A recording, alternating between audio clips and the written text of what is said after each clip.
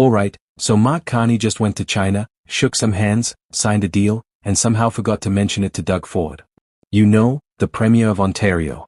The province that literally builds cars for a living. No biggie, right?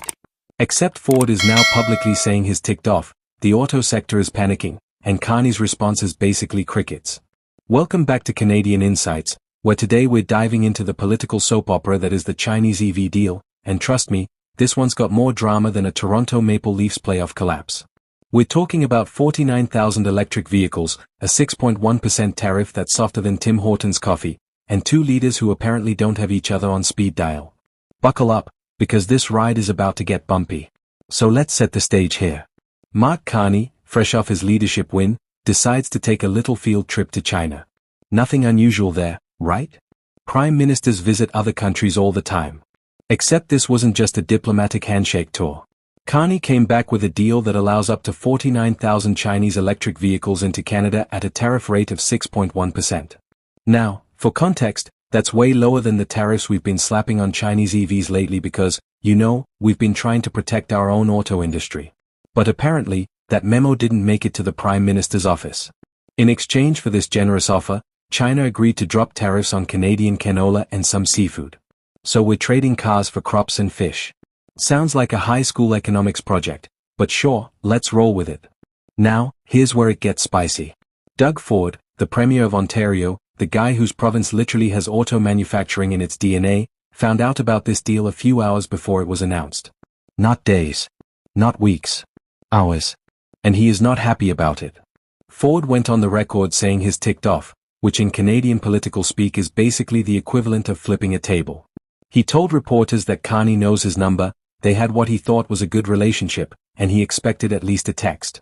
A text. We're not even asking for a formal briefing here, just a little ping on the phone like, hey Doug, heads up, about to do something that might affect your entire economy. But no.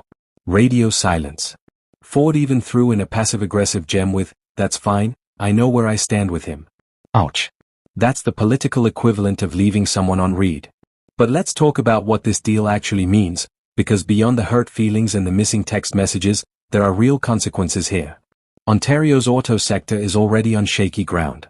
Donald Trump, who is apparently incapable of going a week without threatening Canada, has been saying he doesn't need cars made in Canada.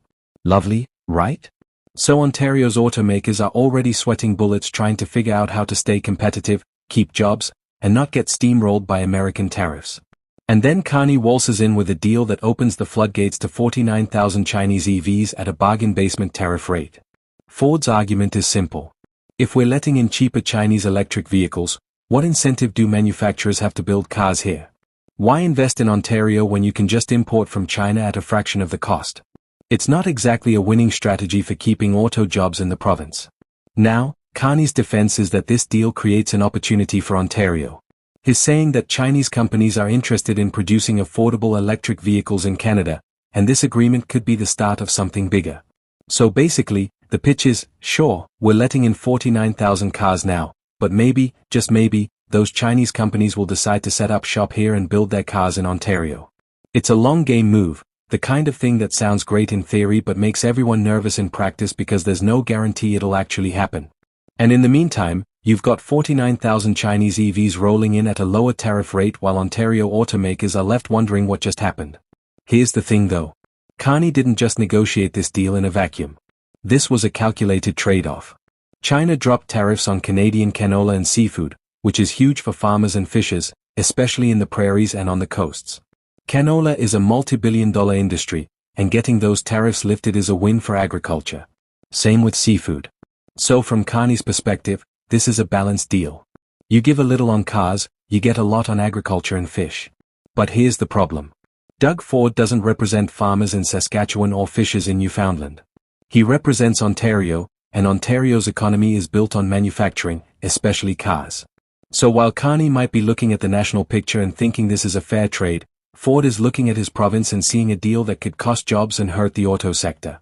And that's where the tension is. Let's also not ignore the elephant in the room, which is the fact that Ford found out about this deal at the last minute. That's not just bad manners, it's bad politics. Ontario is not some small player in the Canadian economy.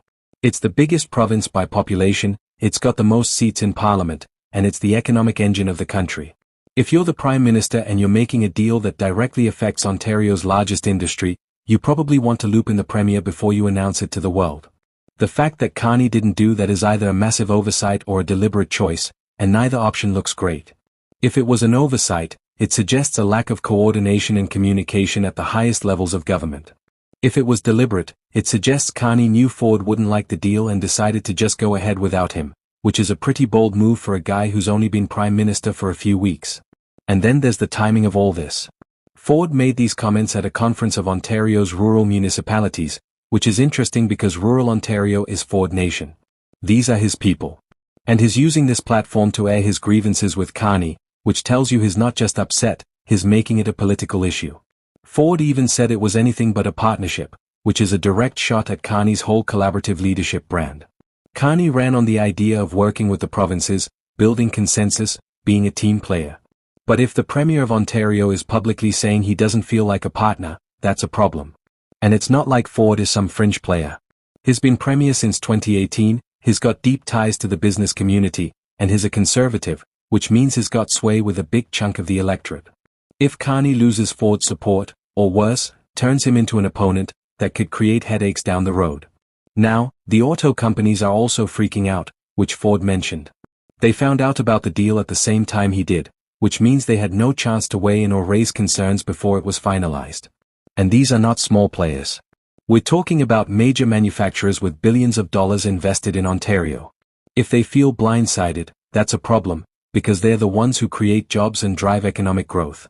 Carney might be betting that they'll come around once they see the bigger picture, but right now, they're in panic mode, trying to figure out what this means for their bottom line. Now, the auto companies are also freaking out, which Ford mentioned. They found out about the deal at the same time he did, which means they had no chance to weigh in or raise concerns before it was finalized. And these are not small players. We're talking about major manufacturers with billions of dollars invested in Ontario.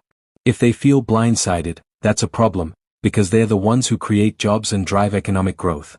Carney might be betting that they'll come around once they see the bigger picture, but right now, they're in panic mode, trying to figure out what this means for their bottom line.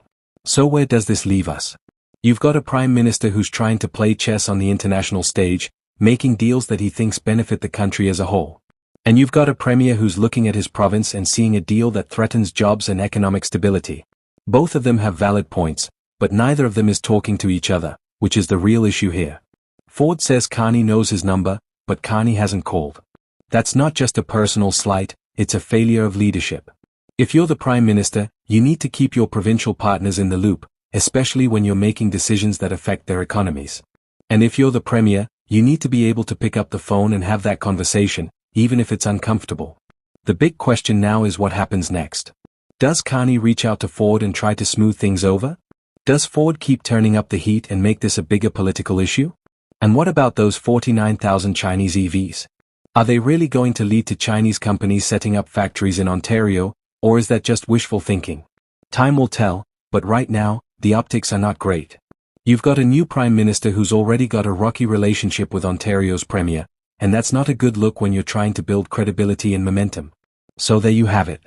Mark Carney went to China, made a deal, and forgot to text Doug Ford.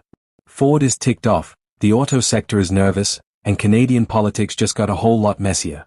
If you want to stay updated on all the political chaos, make sure you hit that subscribe button because we're posting videos every single day with the latest news, analysis, and hot takes. Drop a comment and let me know what you think.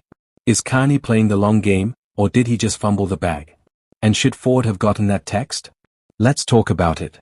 Until next time, stay informed, stay sharp, and remember, in Canadian politics, the drama never stops.